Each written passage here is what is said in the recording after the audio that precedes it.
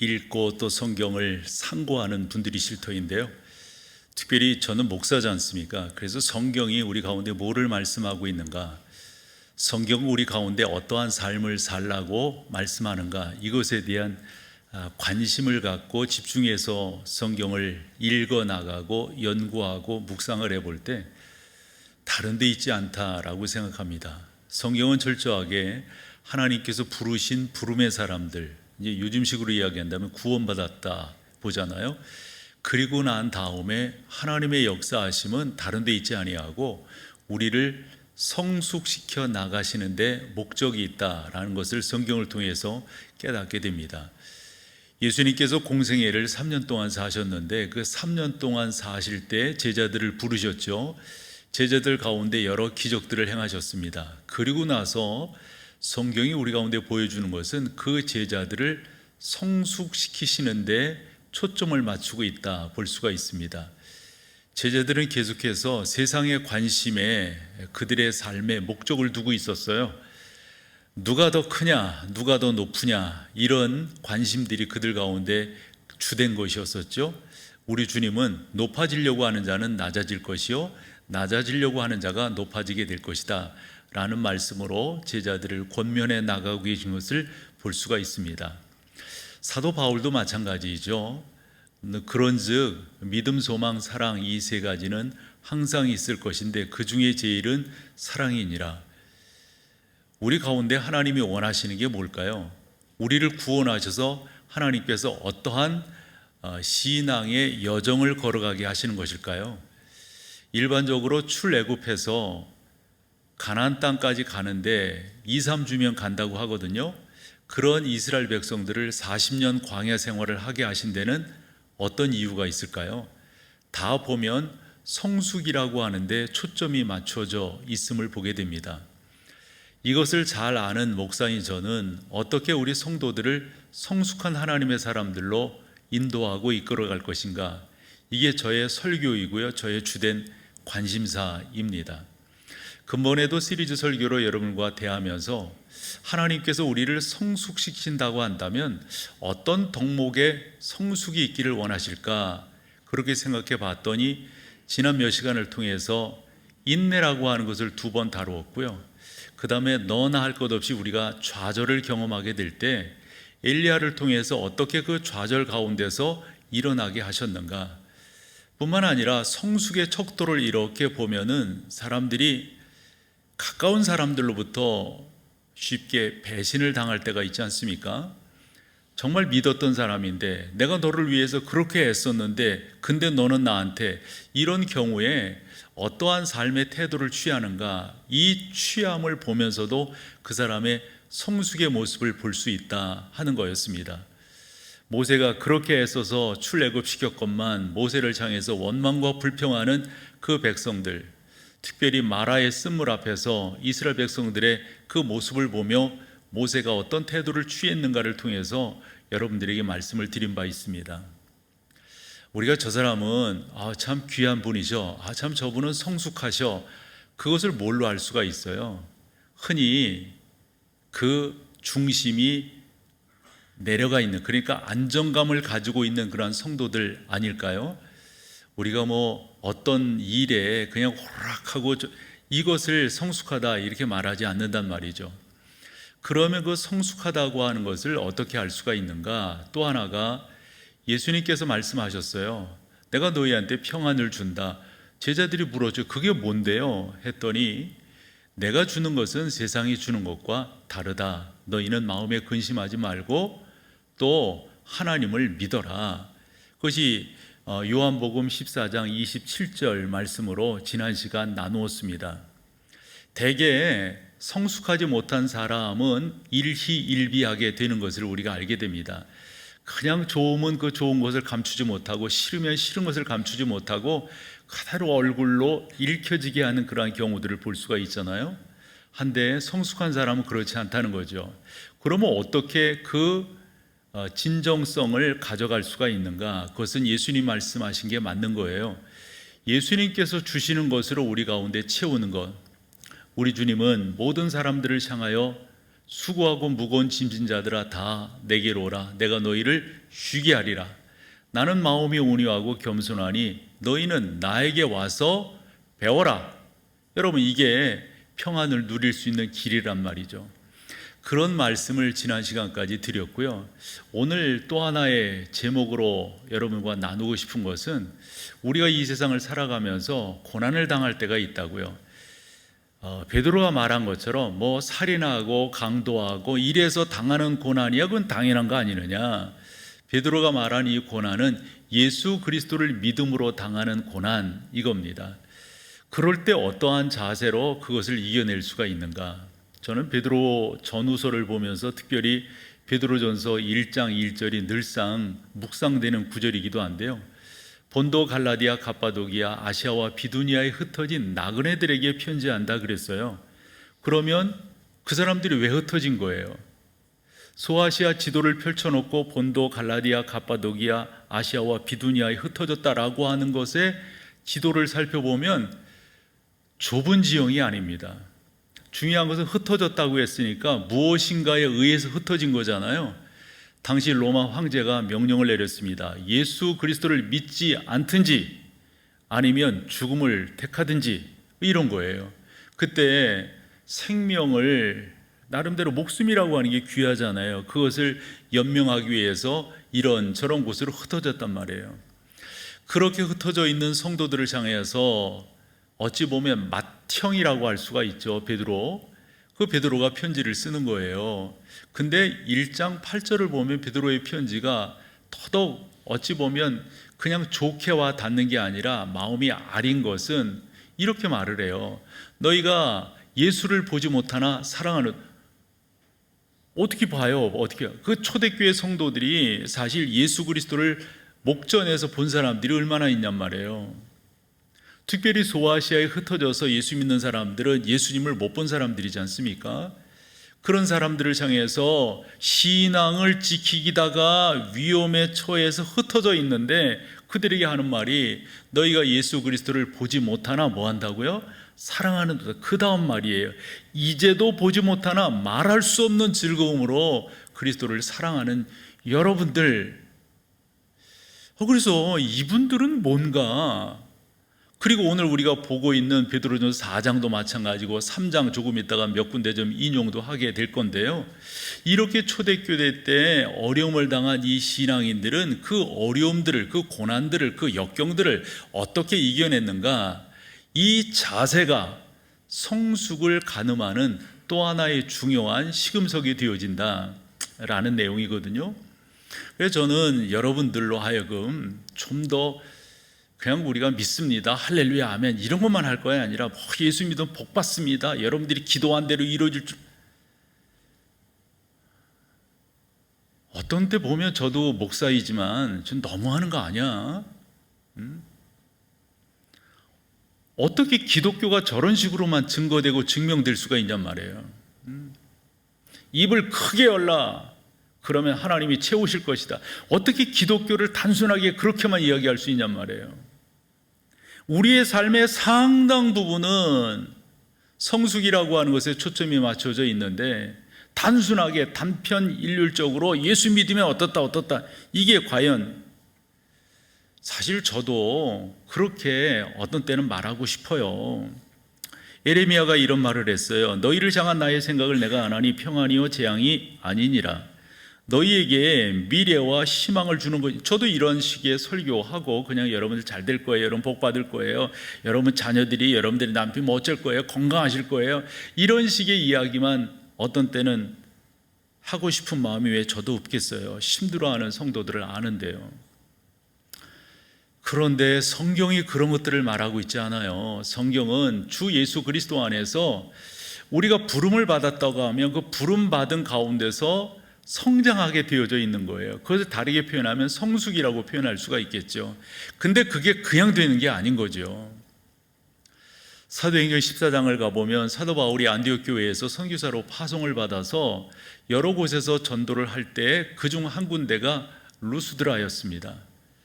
복음을 전하니까 반대되는 사람들이 떼를 지어가지고 바울을 반대하는 거예요. 더 나가서 돌을 들어서 바울을 쳤다고요. 사람들이 돌을 들어 친다고 하는 것은 그를 죽이려고 하는 거거든요.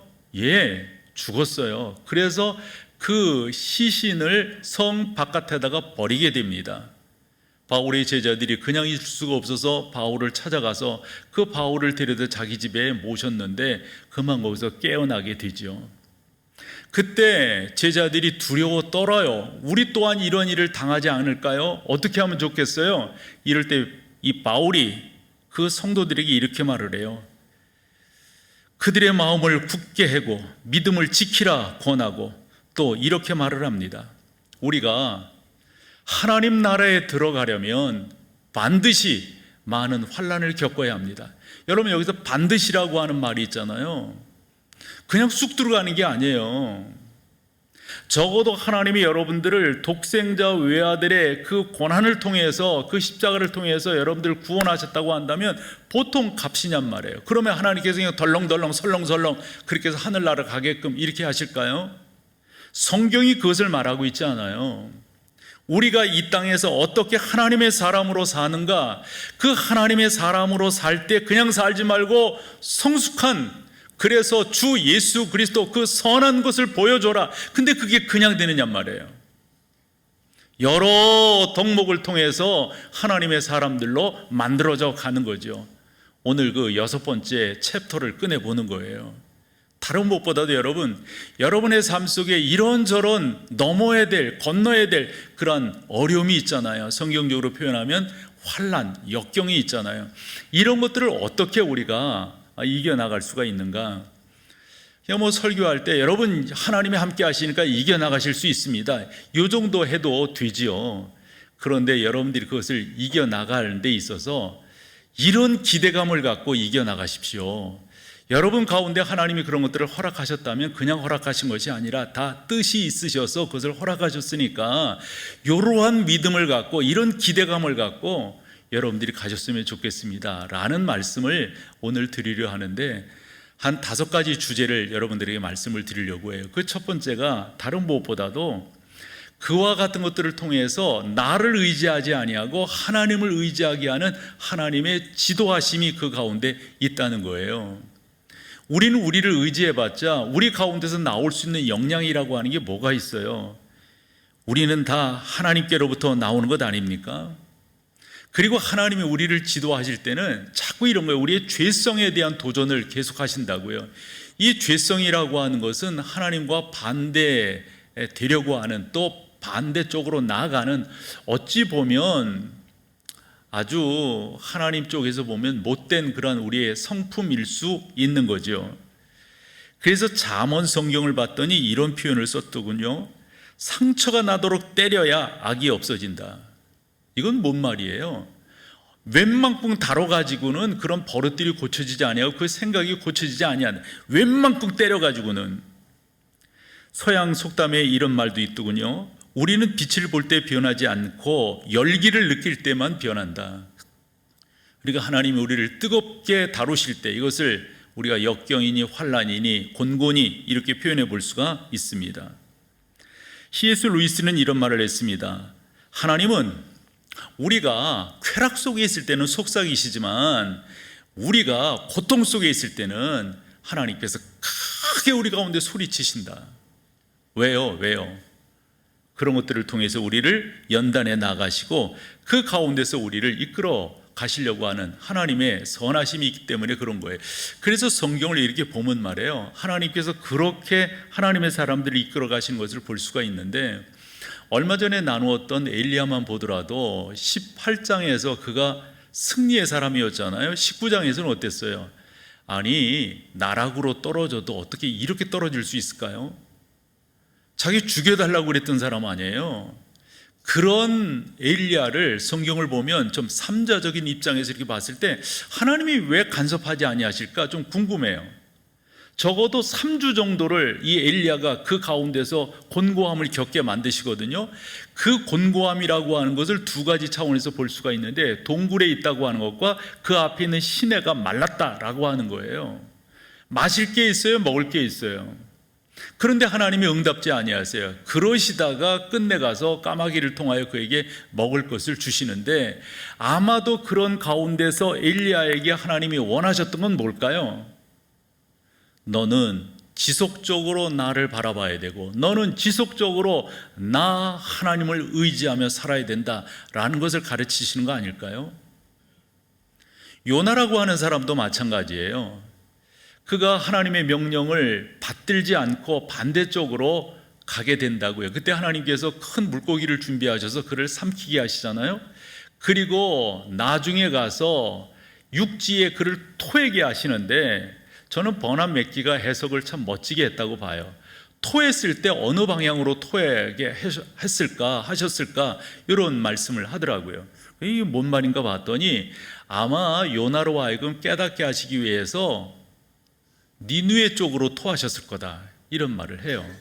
근데 저는 그냥 일리가 있다고 생각해요. 뭐 그것이 그렇게 성경에 이게 어디가 나와 있어 이러면 할 말이 없는 건데요, 그런 상상도 상당히 의미가 있다고 봐요. 요나로 하여금 깨닫게 하시는 거예요. 내가 내 마음대로 살 수 있다고? 내가 내 마음대로 다시스로 가면 된다고 생각하는 거야? 하나님은 그게 아닌 거예요. 되레 그의 생각을 꺾으셔서 그로 하여금 당신을 바라보게 하시고 당신을 향한 나름대로의 삶을 이끌어가게끔 하신다. 또 하나 예는 누가복음 15장에 나오는 탕자의 예라고 봐요. 둘째 아들이죠. 달라고 그래서 나갔어요. 그가 어디 가서 재산을 다 탕비합니까? 일반적으로 보면 유흥가라 이렇게 표현을 합니다. 그러니 돈 쓰고 하니까 오만 사람들이 자기한테 다 붙지 않겠어요? 그런데 돈 떨어지고 뭐 하니까 다 뭐예요? 다 떨어져 나가는 거예요. 다 떨어져 나가요. 그럴 때 이 탕자가 먹고 살기 위해서 간 곳이 돼지 농장이었습니다. 먹을 것이 없습니다. 그래서 돼지가 먹는 쥐염 열매를 먹습니다. 돼지 농장, 돼지가 먹는 음식, 그건 사실 히브리 문학에서 해결을 해봐야 되는 거예요. 히브리 문학에서 돼지라고 하는 것은 부정하기 그지없어요. 게다가 돼지가 먹는 음식을 인간인 그가 먹었다? 죄송하지만 인간도 아닌 거예요. 성경은 이런 교훈을 주려고 하는 거 아닐까요? 그 지경까지 안 갔다면 이 탕자가 아버지를 생각했을까요? 그 과정 속에서 탕자의 머릿속에 떠오르는 게 있었어요. 아버지의 집에는 총들도 굽는 사람이 없는데 하물며 나는 이곳에 와서, 아버지의 아들인 나는 이곳에 와서 주려 죽는구나. 그 과정이 없다면, 그 환경이 아니었다면 그가 아버지를 생각했을까요? 하나님은 우리로 하여금 그처럼 당신을 바라보게끔 하신다는 말씀이죠. 그래서 우리 가운데 역경이 오는 이유는 나는 너의 주인이란다, 나는 너를 지도한단다, 내가 너를 이끌어갈 것이란다 라는 것을 깨닫게 하시는 하나님의 뜻이 그 안에 숨겨져 있다. 그러므로 여러분 가운데 고난이 오고들랑 역경이 오고 혹여 그런 과정을 지나고 계시다고 믿는다면 이러한 자세로 그것을 이겨내야 된다. 두 번째로, 전 신명기 성경을 보면서 왜 하나님께서 그냥 직방으로 가나안 땅으로 출애굽시켜서 보내시지 않고 광야 40년을 걷게 하셨는가를 거기서 깨닫게 되는 거예요. 그러면서 이렇게 말씀하시죠. 아니, 네가 광야를 걸을 때 네가 발이 부르튼 적이 있느냐? 네가 옷감을 만들어서 네 옷이 헤어지지 않았지 않느냐? 네가 발이 부르튼, 네가 먹을 것이 없었느냐? 다 너한테 먹이지 않았느냐? 그럼에도 불구하고 불평하고 불만한 이유는 어디에 있느냐? 하나님께서 그 광야를 지나는 이스라엘 백성들, 참 이 성경을 보면 의미가 있어요. 그러므로 여러분 가운데 고난이 온다고 하는 것은 이런 이유 때문인 거예요. 신명기 8장 2절과 또 그 다음 그 절을 보는데 먼저 2절만 보죠. 같이 읽어보실까요? 시작. 당신들이 광야를 지나온 40년 동안 주 당신들의 하나님이 당신들을 어떻게 인도하셨는지를 기억하십시오. 어떻게 인도하셨는가 봐봐요. 그렇게 오랫동안 당신들을 광야에 머물게 하신 것은 당신들을 단련시키시고 시험하셔서 당신들이 하나님의 계명을 지키는지 안 지키는지 당신들의 마음속을, 맞는 말 아닌가요, 여러분? 왜 여러분 우리도 마찬가지잖아요. 우리도 어려울 때 시편 저자가 말한 것처럼 내가 산을 향하여 눈을 들리라 나의 도움이 어디서. 이 산이라고 하는 것은 앞산 뒷산 이런 그런 산이 아니에요. 그 산은 인격으로 되어 있는데요. 그러니까 신이에요. 신. 저 신이 나를 도울까? 저 신이 나를 도울까? 아니면 저 신이 나를 두리번 되는 거예요. 맞지 않나요, 여러분? 우리도 어려움을 당하면 저 사람이 나를 도울 수 있을까? 저 사람한테 내가 도와달라고 그럴까? 저 사람한테 이렇게 생각하잖아요. 내가 산을 향하여 눈을 들리라 나의 도움이 어디서 올꼬. 그러다가 딱 정합니다. 딱 깨닫습니다. 나의 도움은 뭐라고요? 천지를 지으신 여호와에게서로다. 여러분, 우리 가운데 역경이 오는 것은 다른 데 있지 않아요. 내가 그런 환경 속에서 하나님을 찾는가 하는 거예요. 그래서 이 과정들을 우리로 하여금 겪게 하시는 거거든요. 내가 하나님을 찾는가. 저희 이런 말씀도 여러분 드렸어요. 정말 여러분들이 주 예수 그리스도, 그분이 여러분들의 구주이시고 주인이시라고 하는 걸 뭘로 알 수가 있느냐. 그랬을 때 이런 말씀 드렸죠. 여러분들이 어떤 중요한 일들을 할 때 제일 먼저 누구에게 의지하느냐 이거예요. 저 사람이 나의 뭐를 채울, 저 사람 이런 식의 생각을 하는가, 아니면 좀 더 진지하게 하나님, 저 이런 계획을 갖고 있는데요, 하나님께서 인도해 주세요. 하나님께서 제 마음을 주관해 주세요. 제 생각을 정리해 주세요. 저는 빌립보서 4장 7절 하반절 말씀을 믿거든요.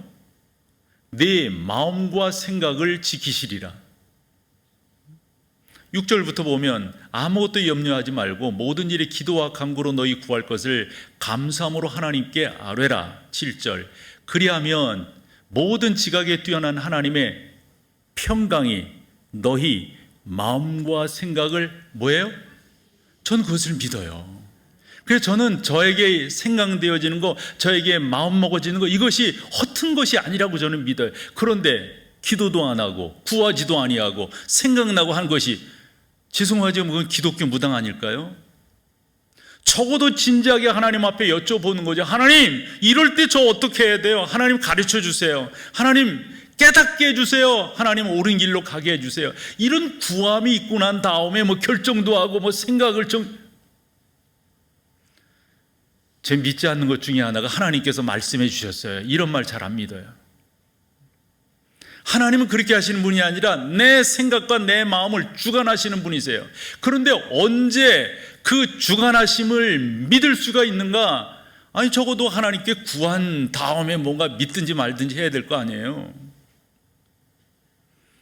힘들고 어려운 일이 있을 때 하나님은 우리 가운데 시험하신다고 하셨어요.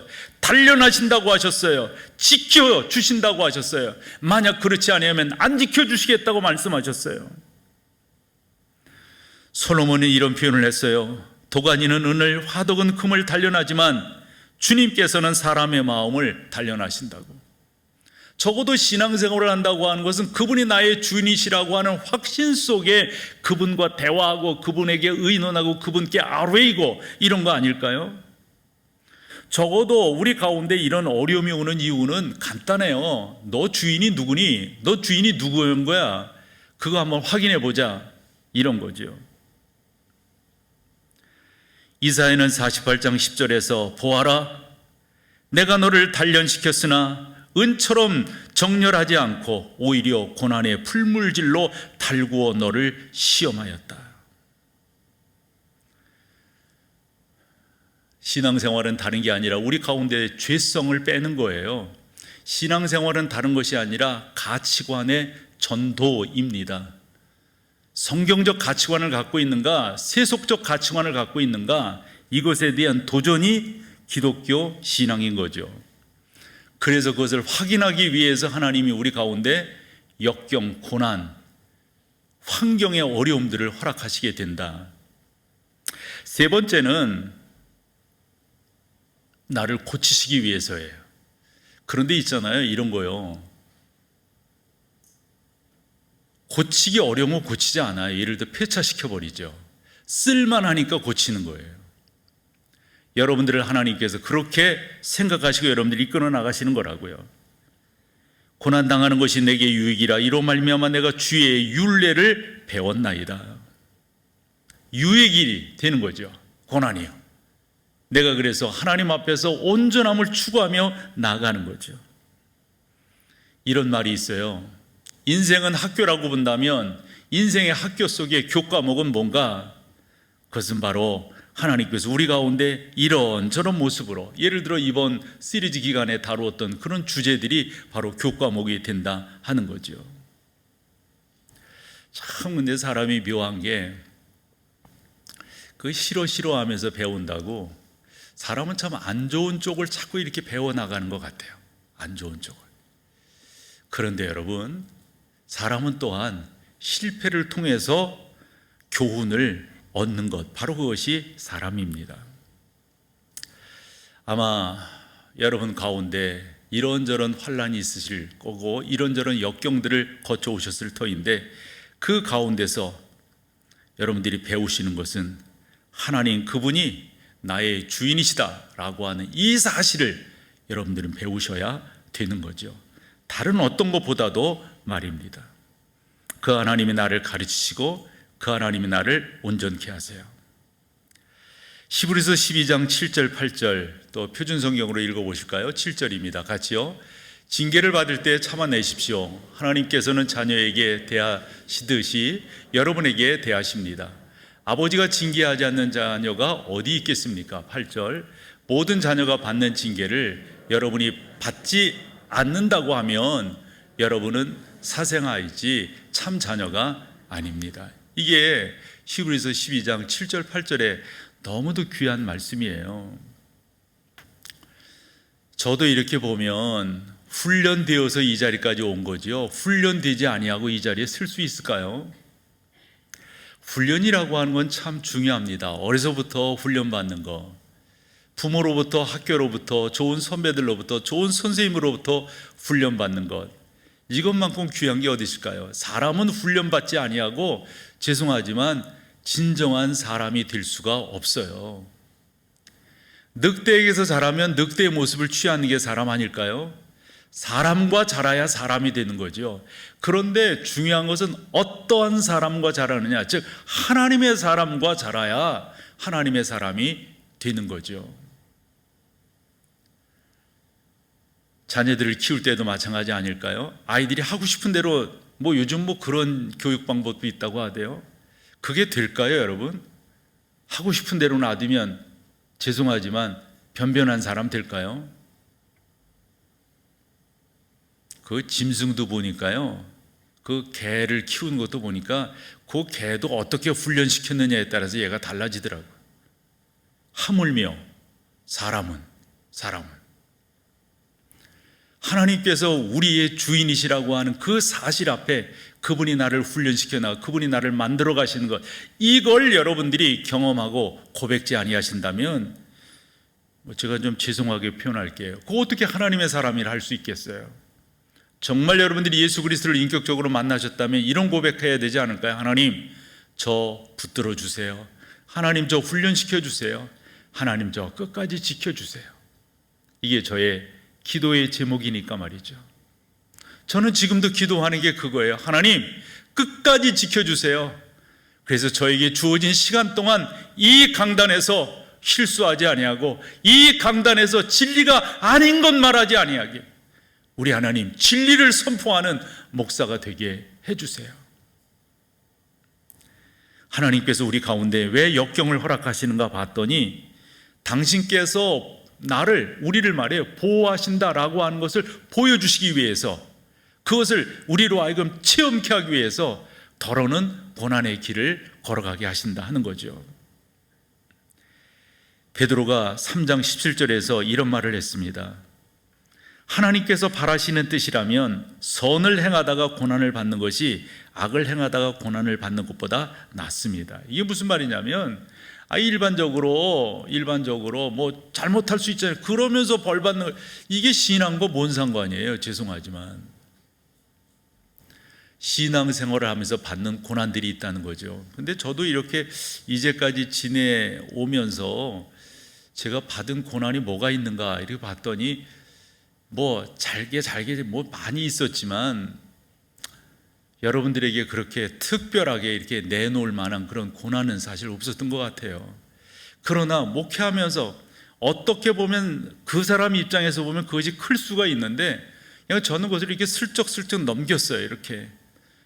왜 그러냐면 그 하나님이 나의 주인이시라고 하는, 하나님께서 이 모든 것들을 해결하실 거라고 하는 분명한 믿음이 있었기 때문에 그렇습니다.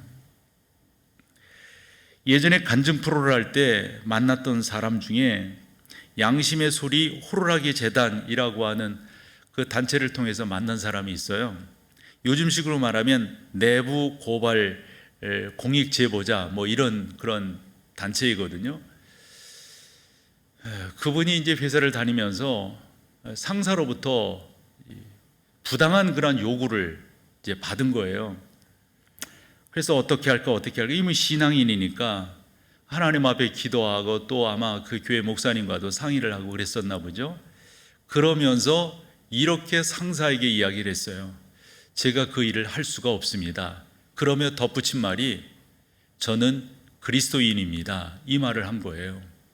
그랬더니 그 상사가 단도직입적으로 둘 중에 하나를 선택해라. 나가든지 하든지. 그때 이분이 그 회사에서 나오셨다 하는 거예요. 간단하게 이런 말씀을 드리지만 그 과정을 유추해 보면 얼마나 힘들었겠어요. 얼마나 어려웠겠어요. 직장을 그만둔다고 하나 자기가 하는 일을 그만둔다고 하는 게 쉬운 게 아니잖아요. 그 과정, 그 고뇌가 얼마나 많았겠어요. 한 가정을 책임지는 남편으로서 말이에요. 얼마나 힘들었을까 싶어요. 그런데 이분이 그 결정을 하고 그 회사를 그만뒀을 때 이제 뭐 간증으로 나왔으니까 그분이 그런 말을 하는 거죠. 하나님께서 더 선한 것들로 본인에게 역사하셨다고. 그런데 이런 이야기를 여러분들이 하려 치니까 다 그런 게 아니잖아요. 내가 옳은 일을 했다 치자고요. 그래서 좋은 결과로 이렇게 우리가 생각하는, 일반적으로 생각하는 좋은 결과로 이렇게 맺어진다면 더 이상 할 말이 없겠죠. 그러나 목사인 저 같은 경우는 그렇게 맺어지는 경우가 많아요. 목회라고 하는 것은 어찌 보면 그런 것들이 사실적으로 일어나고 있는 그런 자리니까요. 한데 사랑하는 성도 여러분들의 삶의 현장은 그렇지가 못하잖아요.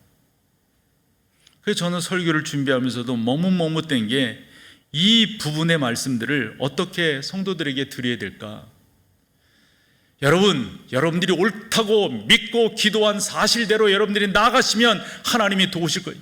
이런 말할 자신이 죄송하지만 없더라고요. 여러분들의 삶의 형편도 어느 정도 제가 알고 또 이 세상에 여러 돌아가는 이치들도 어느 정도 알기 때문에 그렇습니다. 그러면 목사인 나는 어떻게 설교해야 될 건가? 저는 이 정도로 결심을 했습니다. 성도들에게 여러분, 그럴 때일수록 하나님 앞에서 고뇌하십시다. 그럴 때일수록 하나님 앞에서 아파하십시다. 그럴 때일수록 하나님 앞에서 하나님 이럴 때 어찌하면 좋아요? 하나님 이럴 때 어떻게 하면 되겠어요? 가르쳐 주세요. 인도하세요. 인도해 주세요. 지도해 주세요. 이렇게 여러분 기도하십시오. 이 정도 이야기할 수 있겠더라고요. 저는 목사로서 보호받고 신앙생활 하지만 여러분들은 그렇지 못한 환경일 때가 너무도 많을 터이니까 말이죠. 어찌 보면 저는 그렇게 옳은 길을 제가 나름대로 선명성 있게 선택하고 나아가면 나아갈수록 저의 삶은 어찌 보면 빛을 볼 수가 있어요. 근데 여러분들의 사업과 직장의 현장은 그렇지 못한 경우가 많을 터이니까요. 어떻게 하면 좋을까요? 우리가 흔히 요셉의 예를 듭니다. 요셉의 나중이 좋았지 않냐고 그런 식의 예를 듭니다. 그러나 그게 그렇게 쉬운 거냐고요. 요셉은 그런 말을 했어요. 형들이여 염려하지 마십시오. 나를 이곳으로 보내신 분은 여러분 형들이 나를 팔아서 이렇게 한 것이 아니라 하나님이 미리 아시고 나를 이곳으로 보내셨다고. 요셉은 그렇게 말했지만 우리는 요셉이 아니잖아요. 어떻게 하면 좋을까? 어떻게 하면 좋을까? 사랑하는 여러분, 하나님 앞에 엎드리는 길밖에 더 있을까요? 하나님 도와주세요. 하나님 붙들어 주세요. 하나님 인도해 주세요. 베드로가 그 당시 성도들에게 편지할 때 이 마음으로 편지를 했어요. 사랑하는 여러분, 하나님이 살아계십니다. 우리 주 예수 그리스도가 살아계십니다.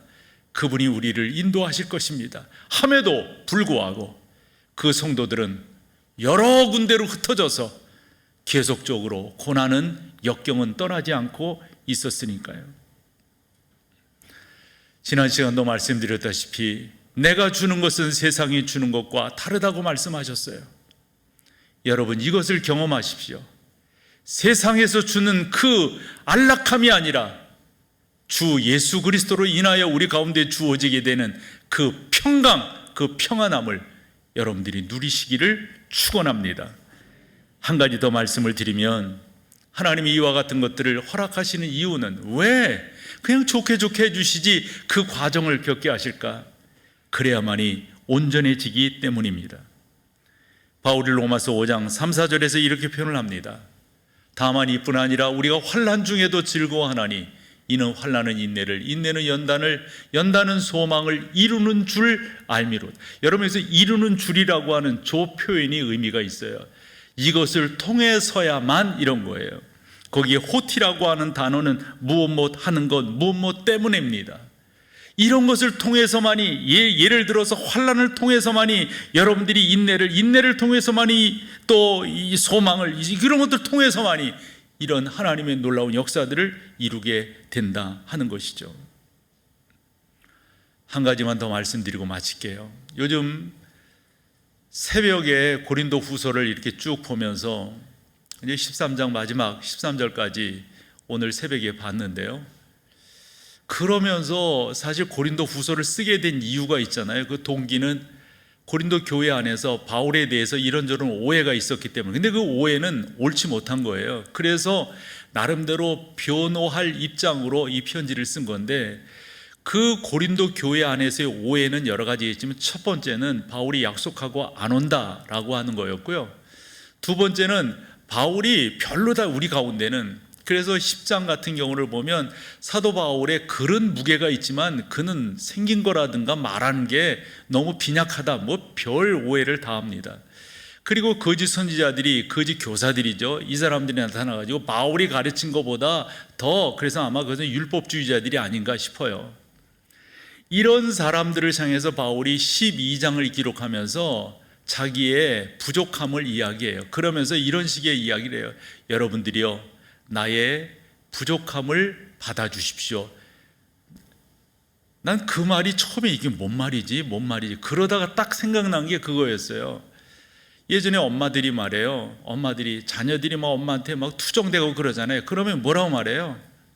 그래, 엄마가 잘못했다. 엄마가 진짜 잘못해서 잘못된 거예요? 그런 식의 툰 거예요. 그러다가 바울이, 여러분들이 나를 그렇게 오해하는데 내가 거짓 선생이라고 말하는데, 그러면서 바울이 당한 거 여러 가지 어려움들을 쭉 이야기합니다. 전도 생활을 하면서 매 맞은 거, 돌에 맞은 거, 뭐 환난, 또 그 다음에 핍박받은 거, 굶주린 거, 배 타고 막 그런 힘들어, 여러 가지 갇힌 거, 여러 가지를 다 이야기합니다. 그리고 난 다음에 본인이 병을 얻었다는 거예요. 병을. 그 병을 왜 얻었는가, 이것에 대해 설명할 때 나를 여러분들이 가짜라고 이야기하는데, 나 가짜 아니라고, 나는 3층천을 경험한 사람이다 이거예요. 그래서 너무 신비한 것을 하나님께서 나에게 보여주셨는데, 혹여 그것 때문에 교만할까 봐 자기에게 병을 주셨다는 거예요. 그 바울은 그 병을 사단의 사자다 이렇게 말을 했어요. 그것이 고린도후서 12장 7절에 나와 있습니다. 여러 계시를 받은 것이 지극히 크므로 너무 자만하지 않게 하시려고 내 육체에 가시 곧 사단의 사자를 주었으니 이는 나를 쳐서 너무 자만하지 않게 하려. 이 정도로 진솔되게 말하는 지도자가 어디 있어요? 그러면서 그 다음 8절에서 나 이거 하나님 거두어 달라고, 이거 거두어 달라고 우리 기도했는데 거두어 주지 아니하시면서 9절에 하나님이 이렇게 응답하셨다는 거죠. 같이 한번 읽어봐봐요. 시작. 나에게 이르시기를 내 은혜가 내게 족하도다. 이는 내 능력이 약한 데서 온전하여짐이라 하신지라. 그러므로 도리어 크게 기뻐함으로 나의 여러 약한 것들에 대하여 자랑하리니 이는 그리스도의 능력이 내게 머물게 하려. 여러분, 요 구절에 있잖아요, 엄청난 기독교 진리가 함축되어져 있어요. 특별히 그러므로 도리어, 아니 지금 속된 말로 죽을 지경인데 뭐 때문에 크게 기뻐하는 거예요? 이유가 있잖아요, 그 앞에. 그 다음에 왜 이런 약한 것들, 이런 것들이 내 안에 있다고 하는 것을 여러분들이 말을 하냐면, 그 다음 중요한 말입니다. 그리스도의 능력이 내게 머물게 하려 한다. 이건 기독교 사상, 기독교 철학, 기독교 진리가 엄청나게 함축되어져 있는 내용이에요. 예수 그리스도 안에서 고난을 받는다고 하는 것은 단순한 것이 아닙니다. 단순하게 이렇게 넘어가는 것이 아닙니다. 하나님이 여러분들을 사랑하시기 때문에 그 과정을 겪게 하시는 거예요. 이럴 때 여러분들이 잘 기억하시면서 온전히 이런 부분들을 여러분들이 잘 이겨나가신다면 저는 너무 귀한 은혜가 여러분 가운데 있으리라 확신하며, 몇 가지 질문을 하면서 여러분들에게 이 질문으로 설교를 좀 마치려고 그래요. 다른 무엇보다도 여러분, 우리 가운데 오늘 설교한 5개 주제이기도 한데요, 왜 이런 어려움들을 우리 가운데 주신다, 왜 이런 역경들을 우리 가운데 주신다는 거예요. 그 첫 번째 이유가 어디 있습니까? 다르지 않습니다. 여러분들을 지도하시기 위해서 우리 하나님께서, 하나님이 여러분들을 다스리세요. 두 번째는 여러분들을 점검하시는 거예요. 여러분들이 진짜 진리 안에 있는지 아닌지. 또 하나는 뭡니까 여러분? 여러분들을 좀 더 고치기 위해서, 여러분들을 하나님의 사람으로 잘 고쳐나가시기 위한 하나님의 인도하심. 그리고 또 하나는 아까 제가 고민하면서 설교한 그런 내용이기도 합니다. 결과론적으로 여러분들을 보호하실 거예요. 여러분들을 보호하실 거예요. 여러분들을 지켜주실 거예요. 그리고 마지막 5번째가 뭐였습니까? 나를 온전케 하시려고. 우리가 흔히 다이아몬드를 가공한다 이런 말 하잖아요. 여러분 모두는 다 다이아몬드예요. 하나님께서 이렇게 가공해 나가시는 거예요. 그 하나님 의지하시고 잘 여러분 훈련 받으셔서, 우리는 끝까지 훈련 받는 거예요. 그러셔서 하나님 나라의 존귀한 그러한 일꾼들이 다 되시기를 축원합니다.